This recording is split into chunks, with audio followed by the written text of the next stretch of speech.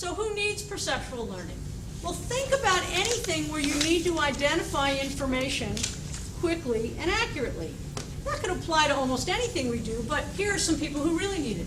Maybe a radiologist, all right? Because they've got to look at this x-ray and quickly pull out, from all that black and white, they've got to pull out all the relevant features to see where there's an issue. Now, I have a very close friend who actually is a radiologist, and there are days I wonder how he ever got to be a radiologist, because he has the most tunnel vision you'd ever imagine. But he's very mathematically oriented, and I swear when he looks at an x-ray, he does some algorithm in his head, and he figures out what he's looking at. The problem is, you don't want him in a busy emergency room, because he can't do it always fast enough. But if he can sit and look just a tiny bit longer, he does fine.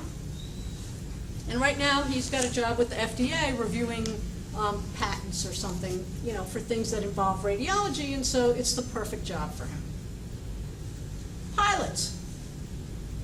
Did you ever see the cockpit of an airplane? Oh my God, there are more dials and more needles than I've ever seen in my life. It's like lining up about 100 clocks in front of you, all right? And they have to, moment to moment, know exactly which one they need to pay attention to, or if they pay attention to one, that they have to only do it for a second, because now they have to also pay attention to the others, because otherwise they're going to miss some important piece of information. So if they could do all of that in a bigger way, more quickly, more efficiently, that would be terrific. And it could be used to improve reading fluency, okay, and comprehension. Because if you're taking in all that information, but you're not able to process it in a reasonable time frame, then you can know all the words in the world, you can be the best speller in the world, you're just not going to have that fluency and comprehension.